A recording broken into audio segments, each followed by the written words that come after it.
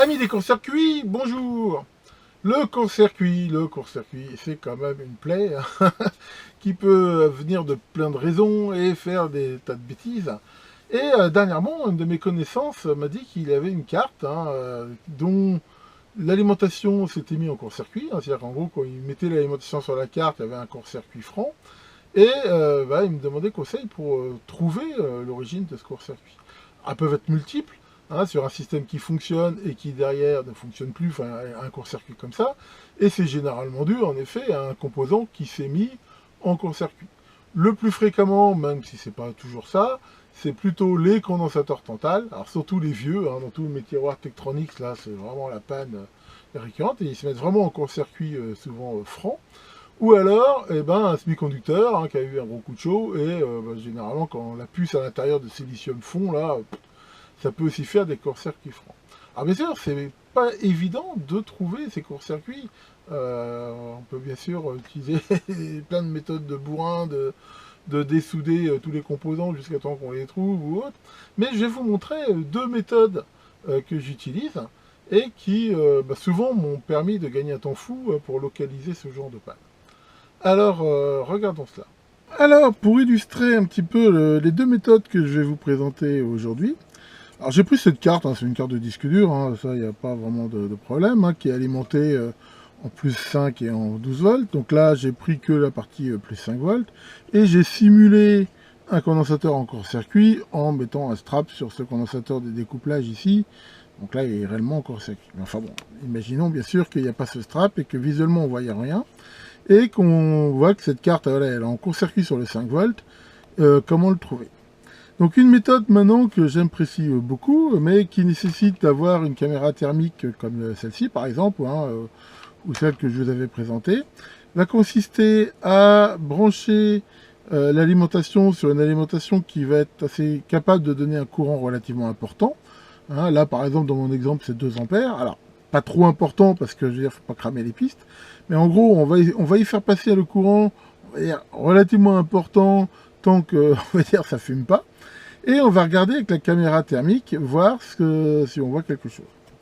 Alors allons-y. Donc voici ce que donne ici l'image thermique, et voilà, on voit ici très très bien l'arrivée de l'alimentation et les pistes ici qui chauffent hein, du fait que bien sûr le courant qui passe hein, ici, vu qu'il y a quand même une résistance qui est non nulle, ça dissipe de la chaleur, et on voit voilà, on voit où s'arrête la trace rouge, et généralement le court-circuit il est au bout ici de l'endroit où ça chauffe pas. On voit partout où ça chauffe pas, et ça c'est vraiment, je veux dire, la méthode la plus rapide quelque part, la plus visuelle de trouver ici le court-circuit, sachant que le danger ici en effet hein, c'est de bien doser le courant, hein, surtout sur les circuits avec des pistes très fines, parce que entre chauffer et cramer des fois la limite n'est pas vraiment très claire, et il faut vraiment faire attention à ça. Il faut aussi bien sûr en vérifier parce que ça m'est déjà arrivé, que la tension qu'on utilise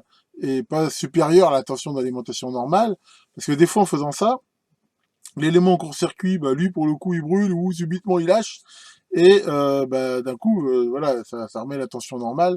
Donc il faut bien sûr que ça dépasse pas la tension d'alimentation normale du circuit sous peine de l'endommager. Donc on voit que cette méthode là, ça fonctionne bien, hein. C'est une méthode, je veux dire, que maintenant j'utilise beaucoup parce que en plus elle est très rapide.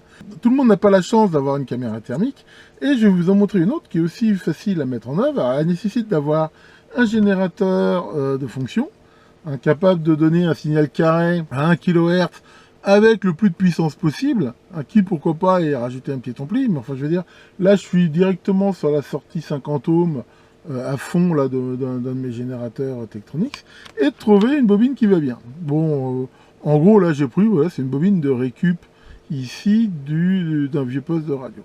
Et alors j'ai branché cette sonde là sur, ici comme on peut le voir, mon signal traceur à haute impédance d'entrée que j'ai déjà présenté hein, ici.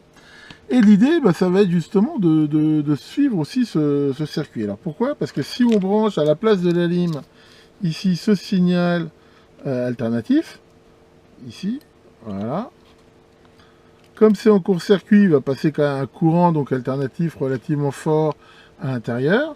Et ça c'est, je veux dire, une loi de la physique, hein, tout courant dans un conducteur provoque un champ magnétique qu'on va être à même de détecter ici avec ma bobine. D'ailleurs on le voit ici. Alors là si je mets en route mon ampli, voilà.